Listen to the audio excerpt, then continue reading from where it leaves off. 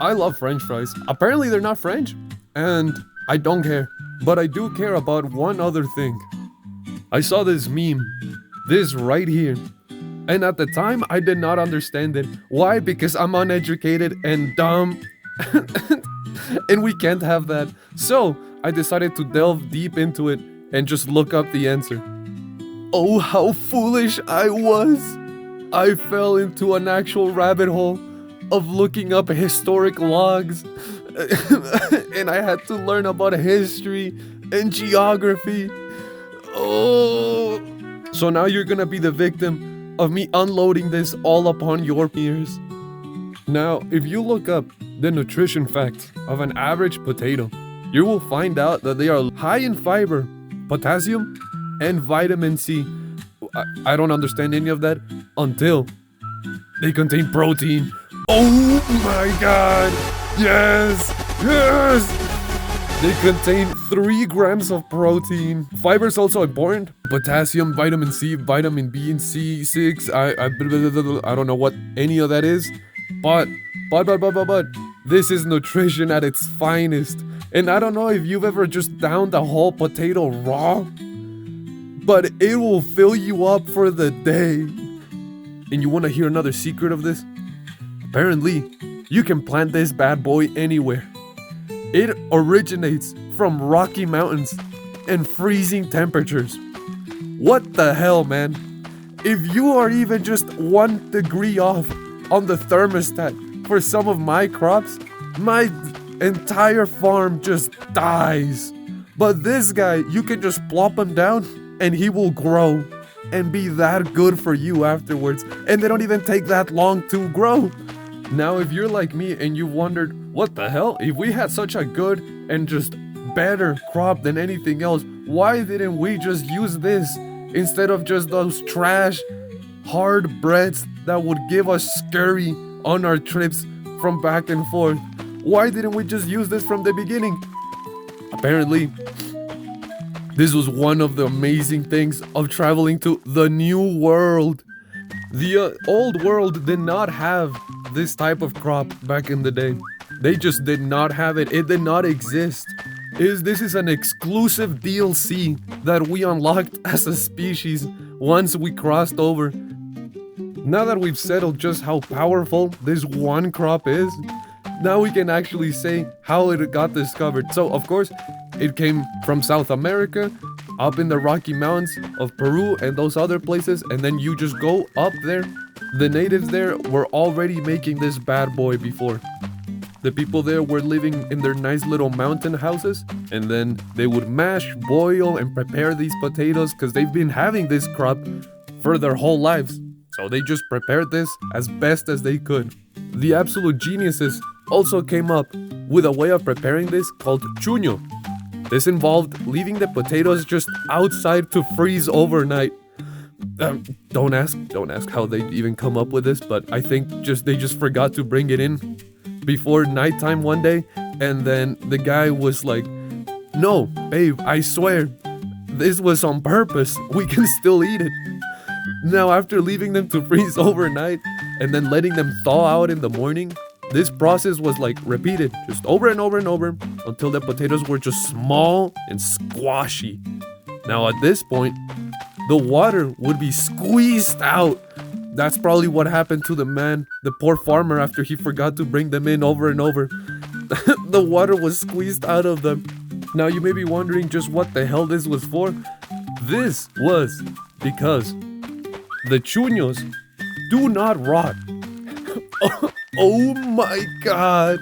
Instead, you can just keep them for years and years without the need of something we didn't have back in the day, a refrigerator. You can keep these bad boys and they did not rot. Now, how does that even make sense? It doesn't. That is just how broken this type of thing was. This, of course, is ideal. If your crops failed and your food would otherwise just be gone and everybody would be trying to eat the most obese person in the tribe, you would have this instead of just your neighbor Steve. Now, unlike their European counterparts, These poor people were just far likely to starve. Now, how are they still poor? Well, they didn't have those technological advancements. They were good on food, which is odd for a civilization, but that's a whole nother thing. They had the potato to thank for that. The OP potato. Now, when you're having this much of abundance and just happy life, what usually happens? Well, this was the 1530s. The Spanish arrived. The Spanish arrived and they colonized the hell out of them. As they colonized them, of course, they saw that they were eating this strange, bland, and trashy thing that they just let out at night, and then they just had it laying there for years, and they said, no, we eat this. And of course, in their minds, they were like, we're not eating this. But you know who is eating this? The slaves. So they enslaved them. The conquistadors fed the slaves who would dig out silver and gold from like the mines over in the South Americas. They would feed them these potatoes. Now this kept them nice and healthy, of course, and they already were eating this, so really, you're just doing what you were already doing before, but under new management and with a bunch of sickness going around now, because they brought sickness. Thank you. Now, it wasn't long before they discovered that this crop was actually pretty good. So then the conquistadors took this as well, alongside their gold, their silver, their women, and everything else, and then they took it back to the old world. They took it back to mother and said, oh no, don't mind the slave. Look at this, mom. A crop. Now, it was not... there's a lot of debate about if Sir Francis Drake or Sir Walter Raleigh, employee Thomas Harriot, introduced the potato to Europe. Nobody even knows. It is believed that Spanish sailors, like around like the 1570s, 1580s, brought potatoes back just across the Atlantic, and then having introduced them to the ships and the stores and all that healthy stuff, it would journey from back and forth from South America and Spain. Now, leftover potatoes from this exporting would be planted into the European soil.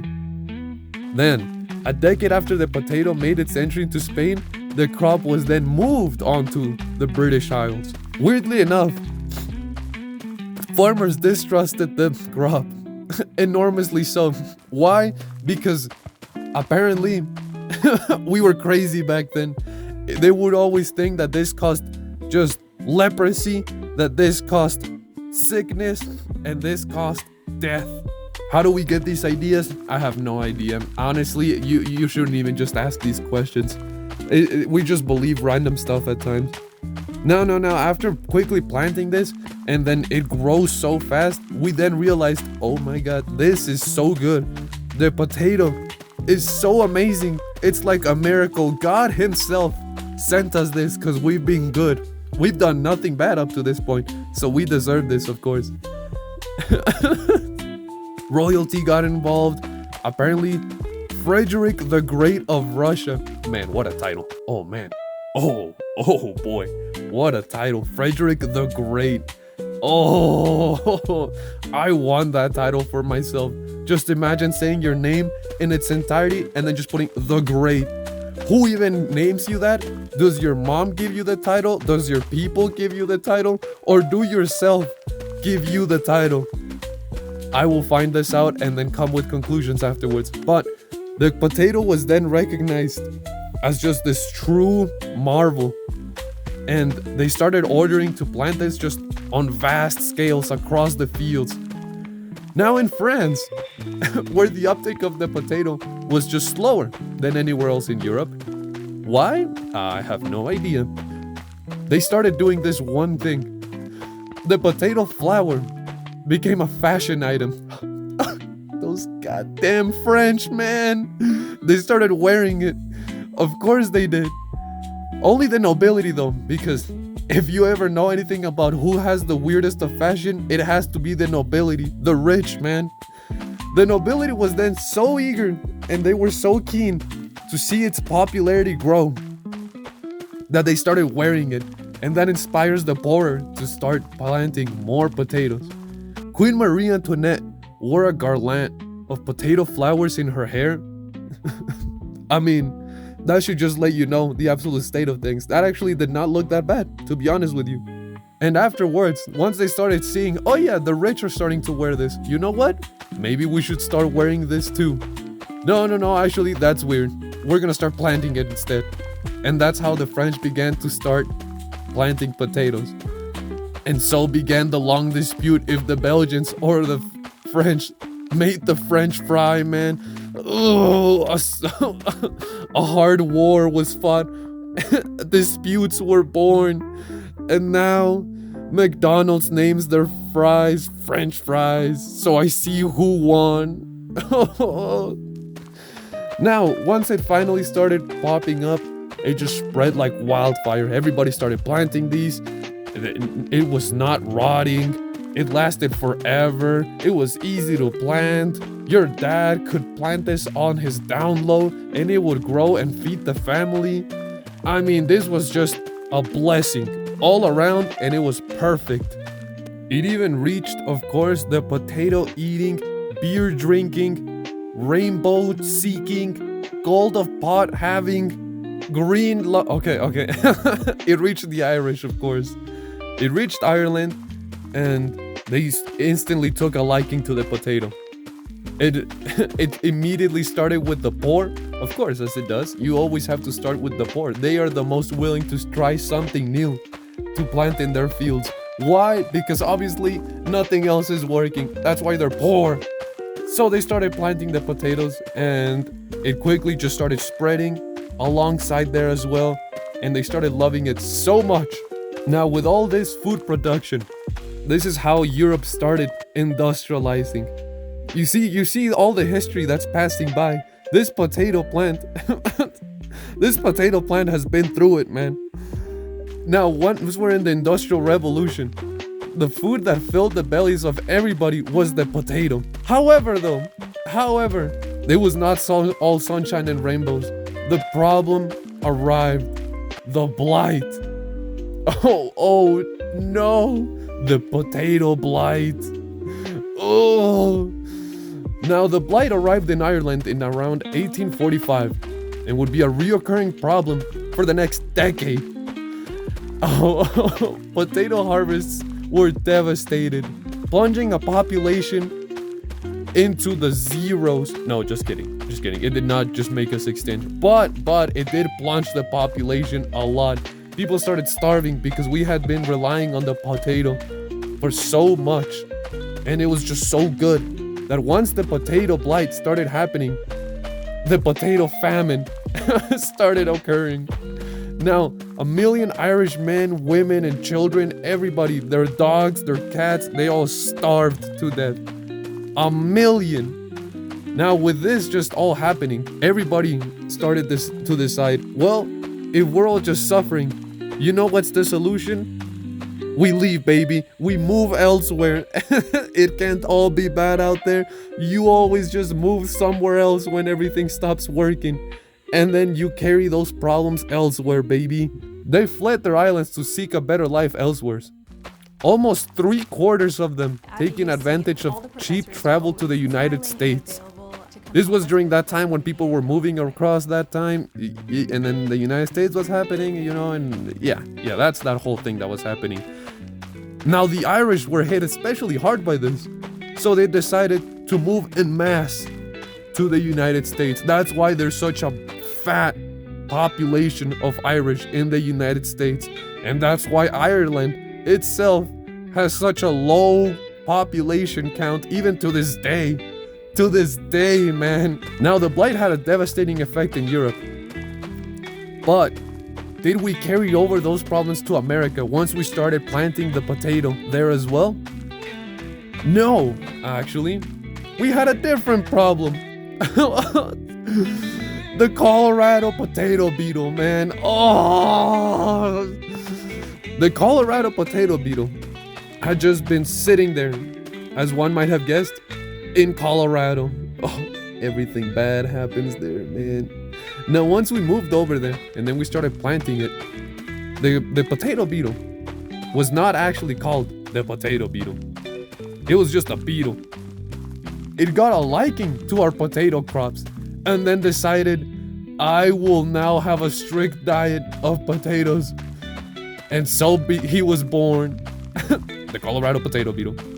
He started just demolishing crops after crops, field after field, farmhouses, the people. No, just he stopped at just crops though. And he just eradicated potato after potato in North America. He took such a fat liking to it that farmers were so tired of this one beetle. They were so mad with him that one farmer in the 1880s decided, I'm gonna grab this can of paint, this can of green paint, and I'm gonna chuck it at him. Die! Drown in it, you bastard! And to his surprise, apparently, it did kill off the beetle. Not only did it kill the beetle, it killed off the beetles. Huh? How the hell did this just happen? And here's the answer. The paint apparently contained a mixture of arsenic and copper called Paris green. If you know anything about arsenic and copper, apparently it kills off beetles and insects. I don't understand how that works, but it just kills them. Now, a couple of years later, a researcher in France discovered that this potato blight could be killed with copper sulfate and some lime in there to just make it smell nice, of course. Now, before long, these potato crops were all being sprayed with Paris green, copper sulfate, and this just killed off the blight. Oh man, beetle after beetle fell to the might of chemicals. This was, of course, if any of this sounds familiar, these are pesticides that we finally invented. So the next time somebody asks or demands for a pesticide-free crop or something like that, you can ask yourself, what the hell does that even mean? How do you want the crop to grow, but you don't want us to defend the crop? Do you just want another just starvation problem? I don't understand what you want. I understand the point of not wanting to eat chemicals, but why are you so gung-ho upon this one thing? Do you understand how these chemicals work? They won't understand it. They won't understand it. I rest my case. I rest my case. Now, the growth of the pesticide industry was severely tied to this one thing, but we're not even gonna get to that. In conclusion, though, this reminds me... That was just the history, the real-life example of it. This reminds me of how in Minecraft, back in the day, if you did not find a village with potatoes in it, you were screwed. Your Minecraft world was dead, because the only chance of you finding a potato after that was in a chest, or if a zombie dropped it for you. If you did not find any of that, you would not get a potato and your world would be dead. It just came to random numbers. I'm not gonna farm zombies for a damn potato, man. I'll just eat carrots instead. At least it's not like the real world. I can make that decision in the game. Because in the real world, if I did not have those potatoes, how the hell am I gonna enjoy my McDouble without my salty french fries and my deathly Sprite that is gonna destroy my mouth?